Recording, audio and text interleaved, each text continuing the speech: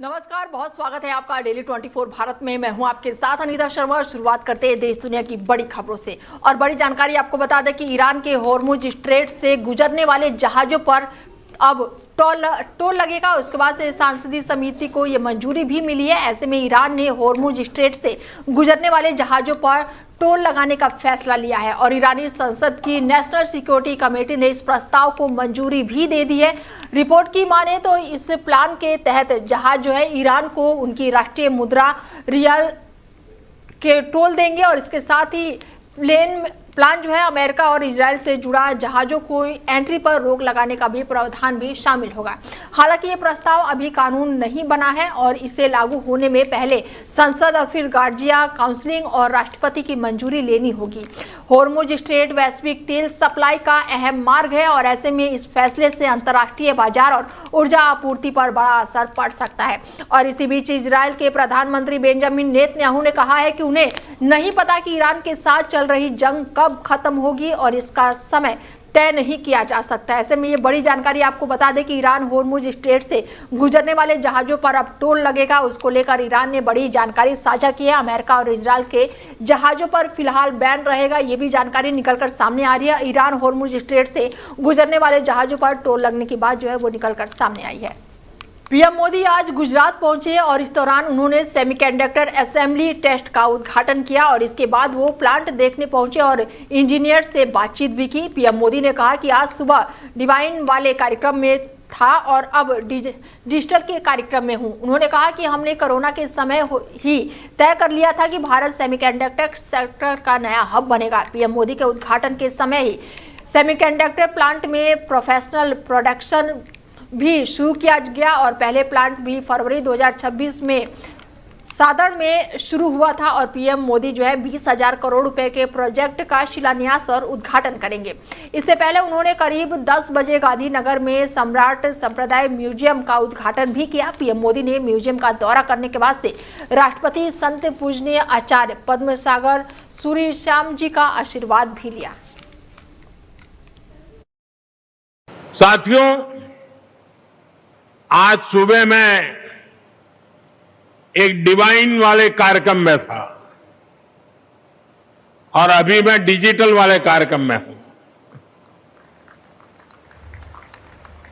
साथियों, मुझे इस बात की भी बेहद खुशी है कि भारत की कंपनी ने सेमीकंडक्टर चिप बनाने में रुचि दिखाई और नतीजा हम सबके सामने है। हमारे भारत की अपनी कंपनी केन्स अब ग्लोबल सेमीकंडक्टर सप्लाई चेन का एक मजबूत हिस्सा बन गई है। ये एक बहुत शानदार शुरुआत है, एक गर्व का पल है, हर भारतवासी के लिए गर्व का पल है। आने वाले दिनों में भारत की बहुत सारी कंपनियां ग्लोबल कोलैबोरेशन के माध्यम से दुनिया को एक रेजिलिएंट सेमीकंडक्टर सप्लाई चेन देने जा रही है। साथियों, वहीं केरला में चुनाव को देखते हुए बीजेपी पूरी तरह से तैयारियों में जुटी हुई है। ऐसे में बीजेपी का घोषणा पत्र जो है आज जारी किया गया है। इसके साथ ही AIIMS का वादा भी है कि बुजुर्ग जो महिलाओं को 3,000 रुपए जो है वो पेंशन दिया जाएगा। बीजेपी का हर घर 2 मुफ्त LPG सिलेंडर देने का वादा किया गया है। केरला विधानसभा चुनाव से पहले बीजेपी ने अपना मैनिफेस्टो जो है वो जारी कर दिया है। पार्टी के अध्यक्ष नितिन नवीन ने केरल में AIIMS बनने और तिरुवनंतपुरम में कुन्नूर तक हाई स्पीड रेलवे नेटवर्क विकसित करने का वादा किया है। घोषणा पत्र में जरूरतमंद महिलाओं को भक्ष्य आरोग्य सुरक्षा कार्ड देने का भी वादा किया गया है, जिसके तहत हर महिला जो है वो दवाइयों और राशन के लिए उन्हें दिया जाएगा 70 साल से अधिक उम्र के बुजुर्ग, विधवाओं और जरूरतमंद महिलाओं को 3000 मासिक पेंशन देने की घोषणा की गई है। बीजेपी ने इससे पहले असम के लिए भी मैनिफेस्टो जारी किया और इसमें लव जिहाद पर एक्शन, घुसपैठियों से कब्जाई जमीन वापस लेने और राज्य में यूसीसी लागू करने, युवाओं को 5 साल में 2 लाख नौकरियां देने का वादा किया गया है।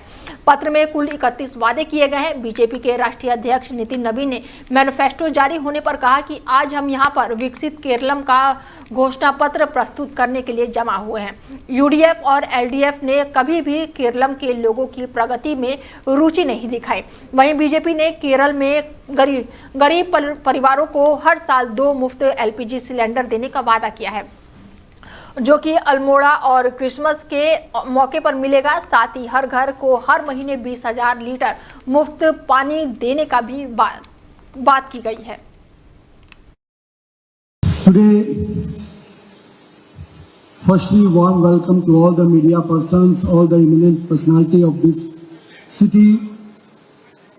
Today we have gathered here for giving you the manifesto of Viksit Kerala. In our dash, we have our State President under the dynamic leadership of Rajiv Chandrasekhar ji. BJP is looking, NDA is looking very well shaped and working for the people of Kerala. Our BDJS President Tushar Vellappalli ji, our 2020 President Sabu ji,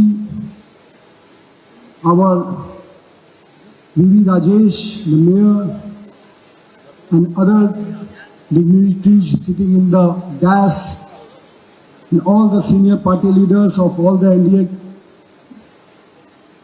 alliance partners, and all the eminent personalities sitting here of this Trivandrum city, and all the media persons. Today, first of all, Kerala Tile Ente Priya Pet Sahodri Shohodaram Mare Ella Varkum Ente Namaskaram. Last time when I came to Kerala, but this time I am coming to Kerala. This big opportunity is given to us by our Honorable Prime Minister Sri Narendra Modi ji. I am really thankful to the people of Kerala that he got the real name, real cultural worship word Kerala for their. तो वहीं BJP ने पश्चिम बंगाल विधानसभा चुनाव के लिए अपने उम्मीदवारों की चौथी सूची जारी कर दी है, जिसमें चुनावी सरगर्मियां और भी अब तेज हो गई हैं। कोलकाता में जारी इस सूची में कई अहम सीटों पर उम्मीदवारों के नाम तय किए गए हैं। 27 से आशुतोष वर्मा है और इसके साथ ही नाटकबाड़ी से गिरीश शंकर है और साथ ही सोमा ठाकुर भी है, उनको भी टिकट मिला गया है। वहीं मगराहट पूर्व से उत्तर कुमार बनीक को उम्मीदवार बनाया गया है। ऐसे में पश्चिम बंगाल में बीजेपी ने चौथी लिस्ट जो है वो जारी कर दी है। इसके साथ ही कई उम्मीदवारों के नाम निकलकर सामने आए। हावड़ा दक्षिण की अगर बात करें तो रंजन कुमार पॉल हैं और पंचावला से श्यामल होती है, पार्टी ने उन्हें मौका दिया है। अन्य नामों में चंडीपुर से डॉक्टर पीयूष कांति दास हैं और इसके साथ ही अरजीत रॉय भी शामिल है। साथ ही पार्टी ने अपनी दूसरी सूची में बदलाव करते हुए मायानगुडी सीट से दालिम रॉय को नया उम्मीदवार घोषित किया है। ऐसे में 12 उम्मीदवारों की चौथी लिस्ट जो है वो जारी हो चुकी है और लगातार पश्चिम बंगाल में विधानसभा चुनाव होने वाले हैं, जिसको लेकर बीजेपी ने पूरी तरह से कमर कस लिया है। बीजेपी ने चौथी लिस्ट जो है आज जारी कर दी है और इस लिस्ट में 12 उम्मीदवारों के नाम शामिल हैं। वहीं टेनिस के पूर्व दिग्गज खिलाड़ी जो हैं उन्होंने बीजेपी का आज दामन थामा है। दिल्ली बीजेपी मुख्यालय में वो पार्टी में शामिल हुए। केंद्रीय मंत्री किरण रिजिजू और सुकांत मजूमदार की मौजूदगी में उन्होंने पार्टी ज्वाइन की है। बंगाल विधानसभा चुनाव से पहले उनका बीजेपी में शामिल होना काफी फायदेमंद माना जा रहा है। बता दें कि पिछले दिनों बीजेपी अध्यक्ष नितिन नवीन ने उनके पश्चिम बंगाल दौरे पर मुलाकात की थी और इस दौरान उनके साथ बातचीत भी हुई।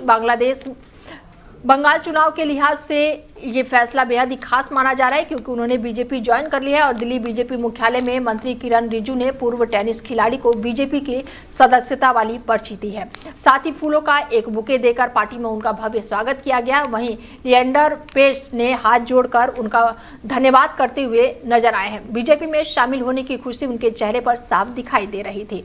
बता दें कि पहले भी वो तमाम खिलाड़ी जो है वो बीजेपी में शामिल हो चुके हैं और कुछ ने तो चुनाव भी लड़ा है और कुछ मंत्री और राज्यसभा सांसद भी बने हैं। ऐसे में ये बेहद ही खास मौका रहा जब टेनिस के खिलाड़ी जो है उन्होंने बीजेपी में एंट्री मार ली है और ऐसे में कहा जा रहा है कि ये बड़ा झटका हो सकता है क्योंकि राज्य में विधानसभा चुनाव है और ऐसे में बीजेपी में ये शामिल हुए हैं। आज हमारी जिंदगी का बड़ा दिन है क्योंकि पहली बात जो है कि मैं हमारा प्रधानमंत्री नरेंद्र मोदी जी को धन्यवाद कहना चाहता हूं, अमित शाह जी को धन्यवाद कहना चाहता हूं और नितिन नवीन जी को धन्यवाद कहना चाहता हूं। बीजेपी फैमिली को जिस तरह से मेरे को नर्चर कर रहे, जिस तरह से मेरे को मौका दिए, दादा हमारे पास बैठे हैं, हमारा एक जिंदगी का हीरो जो है, जो मैं लुकअप करता हूं, हमारे पास बैठे हैं किरण रिजिजू जी।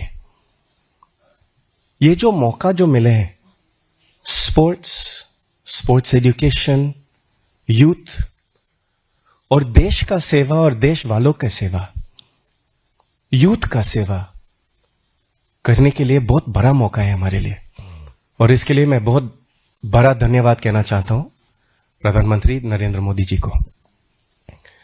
ये जो पर्ची जो है ना, ये खाली पर्ची नहीं है, ये रिस्पॉन्सिबिलिटी है। 40 साल से मैं देश के लिए खेले, डेविस कप में, ओलंपिक्स में, मां का नाम बढ़ाने के लिए, पापा का नाम बढ़ाने के लिए, फैमिली का नाम बढ़ाने के लिए और देश का नाम बढ़ाने के लिए। अभी ये जो नया खेल जो मैं लिए और मौका मिले हमारे भाई से कि अभी देश के लिए सेवा करने के, यूथ के लिए सेवा करने के लिए, हमारे समझ में खेलो इंडिया मूवमेंट टॉप स्कीम बहुत बढ़िया मूवमेंट है। वहीं पीटर एल्बर्ट्स के अचानक से इस्तीफे के कुछ हफ्तों बाद इंडिगो ने नए सीईओ का नाम घोषित किया है। इस भारतीय एयरलाइंस ने ब्रिटेन के एयरवेज के पूर्व प्रमुख विलियम्स वॉल्स को नया सीईओ बनाने का ऐलान किया है। इंडिगो के चेयरमैन विक्रम सिंह मेहता ने कहा है कि मैं बहुत खुश हूं कि विलियम्स वॉल्स इंडिगो की कमान संभालेंगे और वो एक बेहतरीन ग्लोबल एविएशन लीडर है। उनके कई एयरलाइंसों में शानदार नेतृत्व का बेमिसाल रिकॉर्ड रहा है। मेहता के मुताबिक बड़े पैमाने पर एयरलाइंस ऑपरेशनल को संभालने और बाजार की जटिल स्थिति से निपटने का उनका अनुभव इंडिगो को मजबूत बनाने और लगातार बढ़ते प्रतिस्पर्धा अंतर्राष्ट्रीय एविएशन माहौल में आगे ले जाने के लिए उन्हें सबसे सही विकल्प बनाता है। उनकी नियुक्ति इंडिगो के लिए एक नए अध्याय की शुरुआत होगी। ये दुनिया की सबसे तेजी से बढ़ते एविएशन बाजारों में से एक में अपनी यात्रा जारी रखे हुए हैं।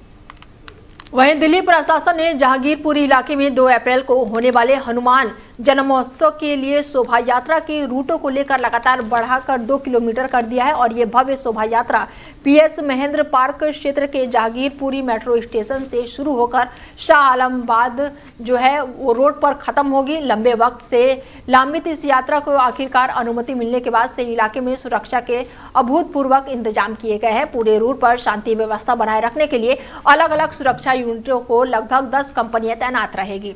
प्रशासन का अहम मकसद इस धार्मिक आयोजन को पूरी तरह से सुरक्षित और सुव्यवस्थित तरीके से पूरा करवाना है।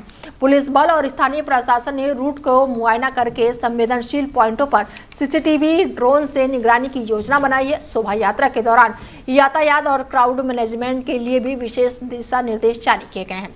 हनुमान जन्मोत्सव की संवेदनशीलता को देखते हुए प्रशासन ने पूरे रूट को छावनी में तब्दील करने की तैयारी की है।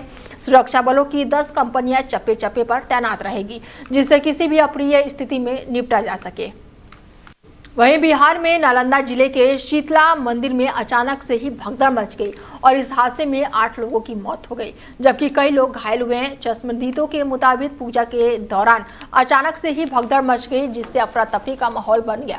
घायलों को नजदीक के अस्पताल में भर्ती कराया गया है, जहां पर उनका इलाज जारी है। पुलिस का दावा है कि स्थिति वर्तमान में नियंत्रण में है। जिला प्रशासन के एक अधिकारी ने बताया कि जिला प्रशासन द्वारा घटना की जाँच कराई जा रही है और आवश्यक कार्रवाई की जा रही है। मंदिर प्रांगण में लगे सीसीटीवी फुटेज का अवलोकन किया जा रहा है। घटनास्थल पर पूरी टीम मौजूद है। वहीं पीएम मोदी ने शीतला माता मंदिर हादसे पर दुख जताया है। उन्होंने इसमें जान गंवाने वाले पीड़ितों के प्रति संवेदना व्यक्त की है। इसके साथ ही केंद्र सरकार ने इस भगदड़ में जान गंवाने वाले लोगों के परिजनों को 2 लाख रुपए और घायलों को 50,000 रुपए की आर्थिक सहायता की घोषणा भी की है।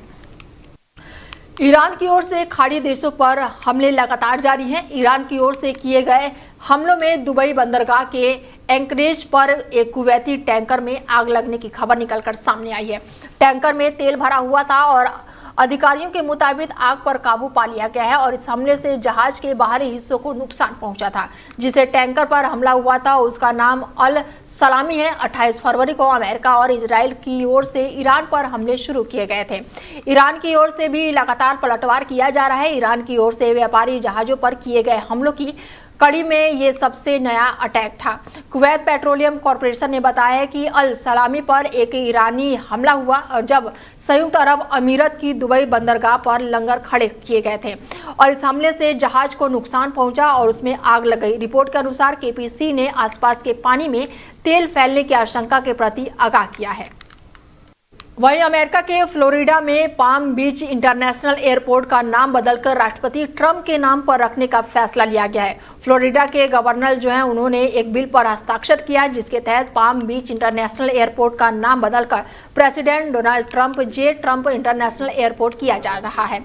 फ्लोरिडा सरकार के फैसले के बाद से अब इस नाम को लागू करने के लिए फ्लोरिडा एविएशन एडमिनिस्ट्रेशन को औपचारिक प्रस्ताव भेजा जाएगा और इसके बाद से फ्लाइट चार्ट और नेविगेशन सिस्टम और एयरपोर्ट साइनेज में बदलाव किए जाएंगे। FAA की मंजूरी मिलने पर 1 जुलाई से ये नाम लागू हो सकेगा और ऐसा होने पर ट्रंप पहले ऐसे राष्ट्रपति होंगे जिनके कार्यकाल के दौरान ही उनके नाम पर एयरपोर्ट रखा जाएगा। पाम बीच इंटरनेशनल अमेरिका का 9वां ऐसा कमर्शियल एयरपोर्ट बन जाएगा जिसका नाम किसी राष्ट्रपति पर होगा और ये एयरपोर्ट ट्रंप के मारे लोगो स्टेट के बेहद करीब है, जो कि उनका प्रमुख निवास है। ऐसे में फ्लोरिडा के इंटरनेशनल एयरपोर्ट का नाम बदल दिया गया है और जिसके बाद से अब इसका नाम राष्ट्रपति ट्रंप के नाम पर किया गया है। फिलहाल बुलेटिन में मेरे साथ इतना ही। दीजिए इजाजत। नमस्कार।